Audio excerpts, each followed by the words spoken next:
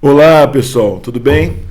Eu sou Rodrigo de Novaes Lima, professor, médico, escritor, e eu assino meus romances com o pseudônimo de Corisco Moura, né? Hoje, né, nós vamos falar um pouco sobre a obra Paideia e sobre o contexto da Paideia.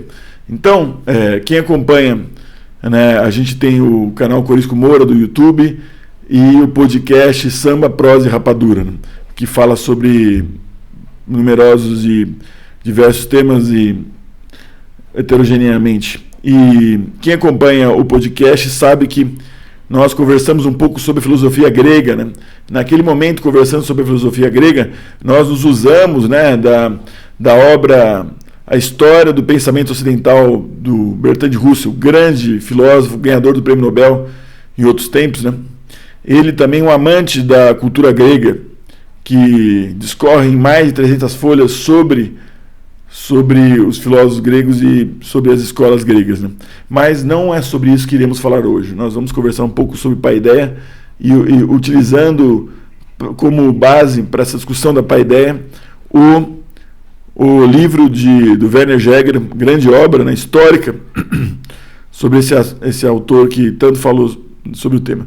Então, a Paideia é a formação, né, a formação do homem grego, né? A formação, ela difere também, né, importante se diga, difere da educação. Educação é um termo muito contemporâneo, nós não estamos, e a gente não está falando do contexto contemporâneo da nossa época atual, né?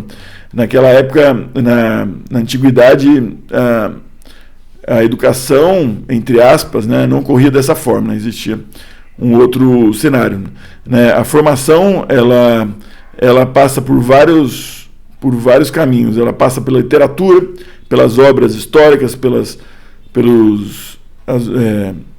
as obras inesquecíveis dos grandes nomes, como Homero, né?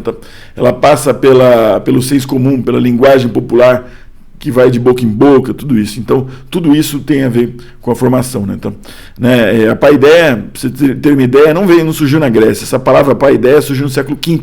Então, a gente toma emprestado para falar sobre a formação do homem grego usando o termo paideia, né?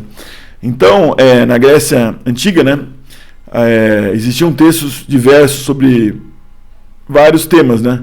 No entanto, existia esse conceito, outro conceito chamado Techne, T-E-C-H-N-E, tá? Que fala sobre conhecimentos de profissionais ou de aptidões específicas, né, tá, que podem ser usadas profissionalmente. Esse conceito não estava na literatura e a gente consegue facilmente entender isso quando a gente pensa, por exemplo, na Idade Média, do começo da Idade Média, com o surgimento dos guildos, né, que eram conglomerados, né, era um grupo de pessoas que tinham a mesma profissão. Então, guildos ferreiros, guildos dos artesãos. Então, como é que você começa numa profissão? Então, você tem um conhecimento. Esse conhecimento não é divulgado no passado, não era divulgado como é hoje, né? Às vezes o cara entra num podcast, aí pega um vídeo no YouTube e começa a conhecer sobre alguma coisa. Mas ainda hoje existe uma faculdade, existe uma restrição. O conhecimento não é distribuído gratuitamente. Infelizmente, né? Mas é o que acontece, ele não é distribuído gratuitamente. Naquela época também. Tá? Então, Techne é o conhecimento relacionado, né, ao profissional. Tá? Então, ainda falando sobre a Grécia, né, existia um termo chamado kalos kagatos. Né? O que é isso? Né? Kalos kagatos é o belo e o bom. Tá? Então, belo no sentido da beleza, né, como a conhecemos, né? Uma noção muito valorizada pelos gregos, né? E kagatos é o bom, belo e bom. Bom é virtuoso, né? Então, a gente pode ver um paralelo no Carlos Kagatos no Gentleman, né? O Gentleman em inglês. Um outro personagem, né? Um outro estereótipo, né? Então, a gente pode ver uma forma estereotipada. Ou uma outra persona, né? Que existiu séculos, mais de 10 séculos depois, né? E o que era o Gentleman, por exemplo? Era um cara...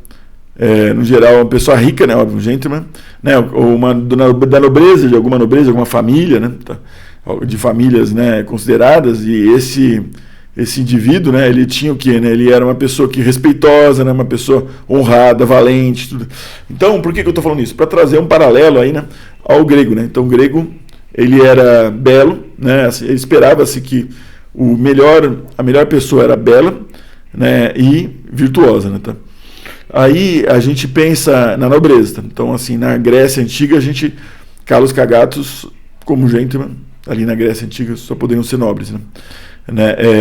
Aí, dentro desse espaço do Carlos Cagatos, não era necessário que a pessoa fosse útil, né? A utilidade poderia existir, mas não era uma necessidade, né? Então, algo pitoresco, né? Então, ainda trabalhando sobre o ideal, né? A gente pensa no arete, né? Arete é outro termo que remete à excelência. Ao longo da história da Grécia, da primeira Grécia, a Grécia da antiguidade, né, tá, né, ele remete à excelência. Mas no primeiro momento, né, a primeira Grécia, né, ele remete primeiro mais ao masculino e à força e à destreza. Então a gente está falando de batalhas, de guerras, né? E é isso, né? Então ele remete à força e à destreza, né, tá, no primeiro momento. Mas assim, ele não fica ligado apenas aos nobres e aos homens. Então, mesmo cavalos, mesmo cachorros têm o seu arete. Então, o arete do cavalo é a velocidade, né, a força, né, a elegância, né, então, e por aí vai, né? Lembrando, então, a gente pensa a força e destreza, o arete, que depois vai se ligar à excelência. Esse conceito de excelência, ele se liga muito no começo à força e destreza, e logo depois, né, a gente observa nos textos homéricos, ele se liga à honra. Tá? A honra passa pelo reconhecimento.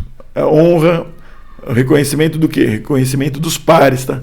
Então, pessoas igualmente honradas. Né? Então, uma pessoa que um grande guerreiro, né, que cumpre com o seu papel de defender uma população, defender a sua pátria, tá? Então a pátria são as cidades-estado, né, específicas lá, né? Então defender seu povo, um rei que defende seu povo, né?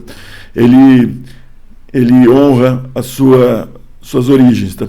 E ele, da mesma forma, ele necessita desse reconhecimento. Então, a gente tem, por exemplo, Aquiles, que em algum momento ele deixa de ser reconhecido, ele sente-se desonrado, tá?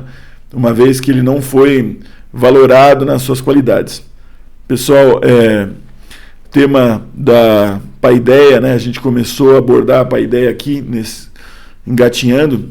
É um tema amplo e maravilhoso, e nós iremos novamente nos aproximar dessa obra do Werner Jäger no segundo momento, né? Mas agora a gente começou a dar os primeiros passos. Espero que tenham gostado dessa explanação, né?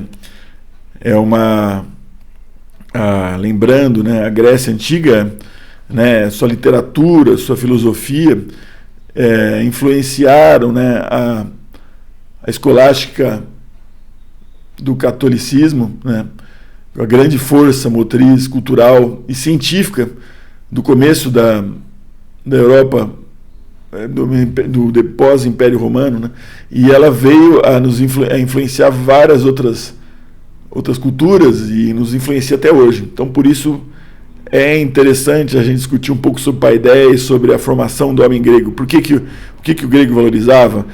Porque em parte, nós somos todos filhos da Grécia, filhos dessa cultura fantástica.